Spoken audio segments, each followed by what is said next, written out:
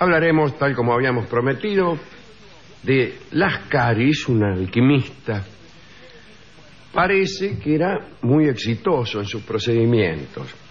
Debe creerse eso para que su historia tenga algún sentido, ¿no? Muchos dijeron, o dieron por ciertas, sus transmutaciones, y si hubo alguna trampa en las presentaciones del oro alquímico, nadie la descubrió. O sea, no sabemos cuál habrá sido su truco. Sabemos que algunos trabajaron con monedas de oro que revestían en plata, ¿se acuerdan? Sí, señor. Una moneda de oro, le hacían un baño de plata y después la sometían al calor, la plata se caía y aparecía el oro, que había estado allí siempre, ¿no? Pero aparecía como si hubiera ocurrido una transmutación.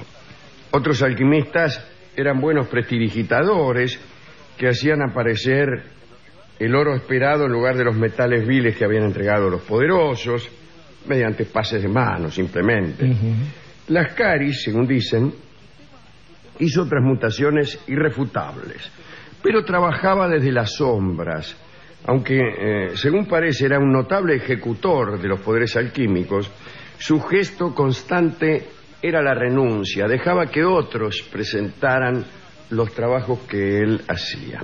Ayudaba a adeptos frustrados o que no tenían conocimiento completo a recuperar su honra ante algún fracaso o ante las burlas generales, cediéndole la gloria de alguna de sus transmutaciones.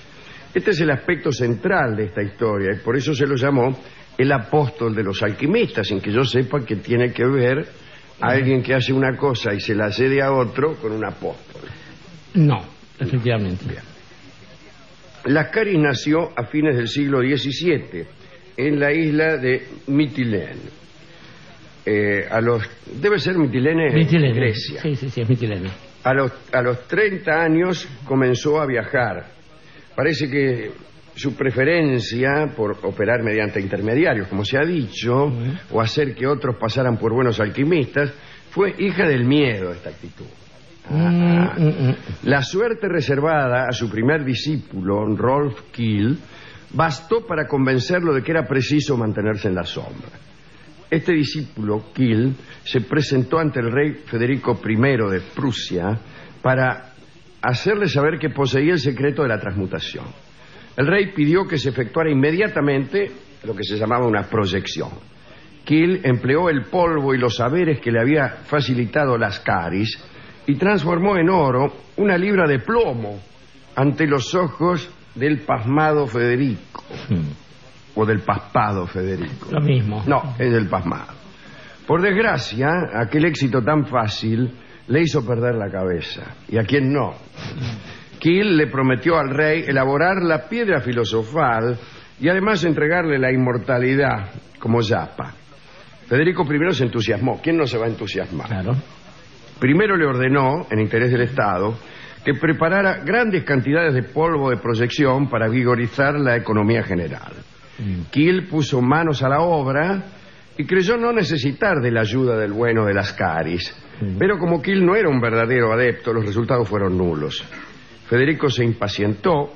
Kiel, obstinado, apostó su cabeza para impresionar al rey. Le dijo, ya va a ver, y si me sale mal, córteme la cabeza. Bueno, Federico interpretó literalmente la expresión del discípulo de Lascaris, que era la única forma de interpretarla. Sí.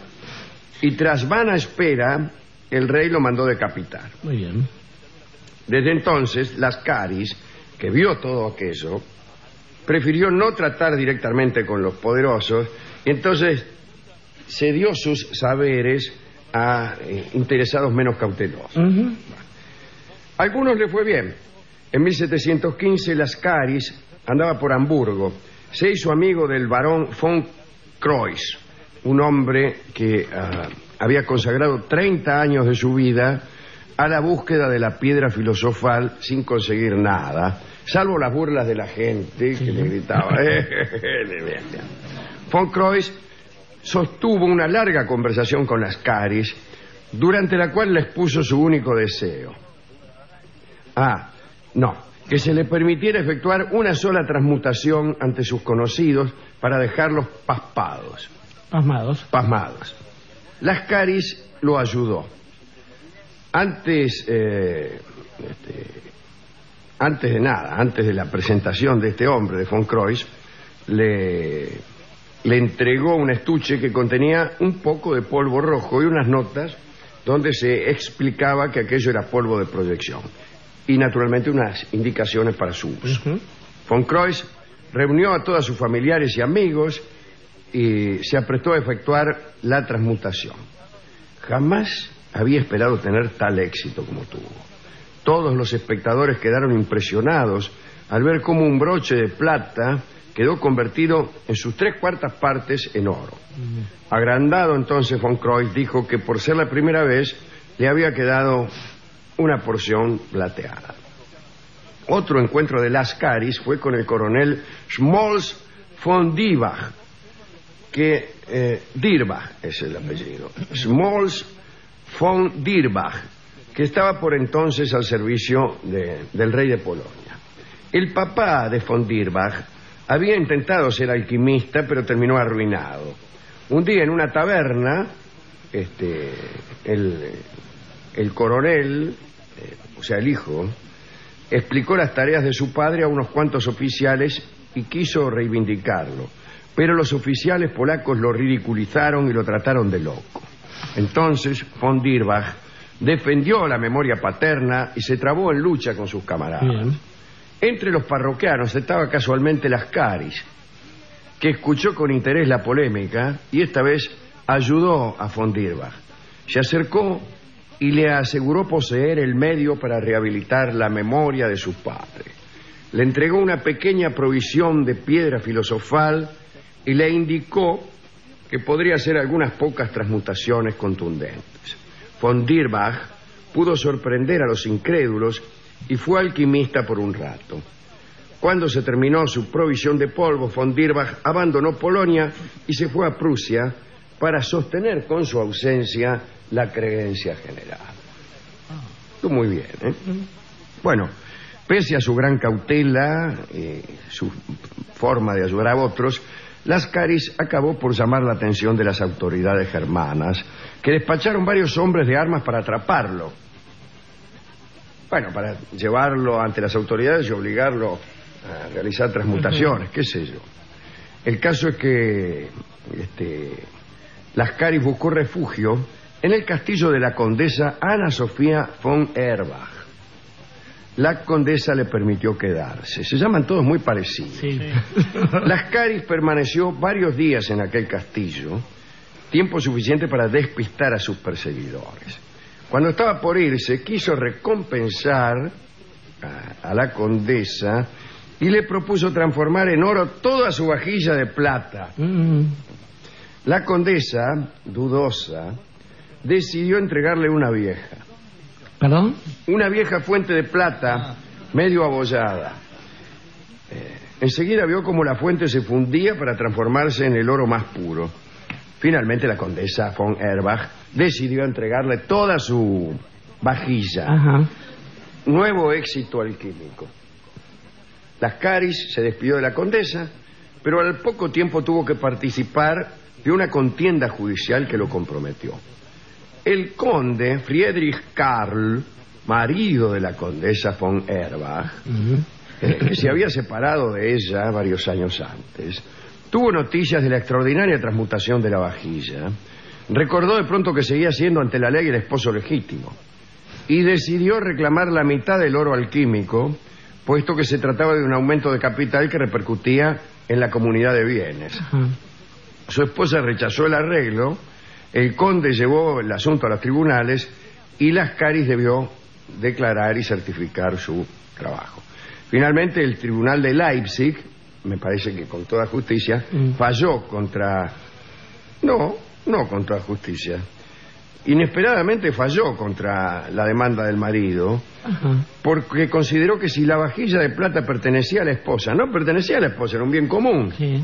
También debía pertenecerle el producto de cualquier metamorfosis de aquellos elementos. Sí, Pero no habíamos quedado en que la vajilla pertenecía a la esposa. Era de ambos, claro. Ah, bueno, aquí hay un asunto raro, señor.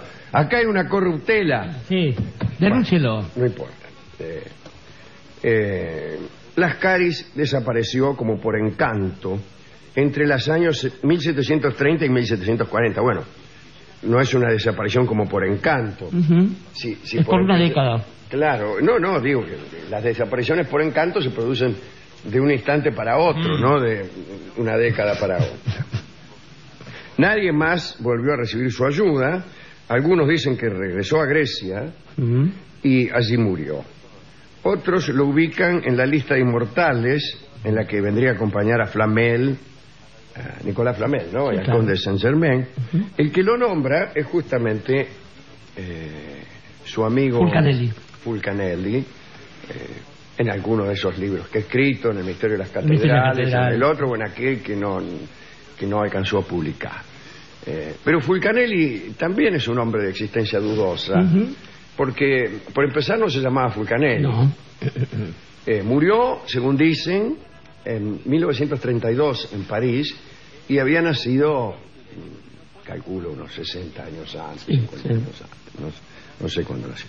Pero no es mucho lo que se sabe. Es curioso porque es un hombre que ha publicado libros. Sí. Sin embargo, se dice, usted seguramente tendrá más datos, se dice que esos libros publicados no son los originales y que están llenos de interpolaciones y de agregados de otros tipos. Y otros dicen que Fulcanelli en realidad vivió mucho antes. Vivió un par de siglos antes. Sí, y hasta llegan a decir, algunos, que Fulcanelli no era otro que nuestro querido amigo Enrique de Navarra. Enrique IV, sí. Cosas que se dicen. De todos modos, convengamos, Alejandro, que hay una cuestión extraña en esto. A ver, unos amigos de este tipo de saberes, Louis Pauwels y Jacques Bergier, en algún momento empezaron a tratar de desarticular estos saberes, pero la cuestión va más atrás. A Lascaris se lo llamaba el apóstol de los alquimistas, nos ha contado usted. Curioso, porque un apóstol es alguien que transmite un cierto saber sobre algo que ninguna de la gente a la cual se lo transmite ha visto. Digamos que un apóstol es alguien que se hace confiable solo en base a su palabra. Ahora bien, si vamos por otro lado, encontramos también que Fulcanelli hablaba del misterio de las catedrales y decía que en las paredes de Notre Dame, por ejemplo, de muchas de las grandes iglesias europeas, estaba el secreto de cosas como la piedra filosofal, la transmutación de cualquier metal en oro, la vida eterna, la fuente de la juventud. Digo, cosas bastante semejantes a las que se prometen adentro de las catedrales. Claro. En todo caso, bienes de los cuales casi nadie puede dar cuenta, a menos que no sea a través del misterio de la fe. Esto equipara a un alquimista con cualquier apóstol, e incluso con aquellos que ni siquiera son apóstoles, sino que repiten lo que los apóstoles dicen. Tengo para mí que hay un problema en todo esto, porque así donde los alquimistas escriben en el frente de las catedrales la forma de transformar cualquier metal en oro, los que trabajaban adentro de las catedrales, buena parte de la jerarquía eclesiástica con las monarquías europeas, obtenían el oro de un lugar en que era muy fácil, transformar en oro la tierra. Se llamaba América, sin ir más lejos. Y en ese caso, la transmutación no es otra cosa que la forma en que se ve la explotación. Esto es, allí donde uno quiere llenar de colores una cosa, lo único que hace es estar cosechando flores negras. No nos engañen más. Y flores negras, gracias Jorge. Flores negras, que también es un producto alquímico. Claro. Recorremos las rosas de Paracelso. Sí, señor. Flores Negras es el tango que va a tocar nuestro guitarrista oficial, el querido Juanjo Domínguez. Flores Negras de Francisco de Caro.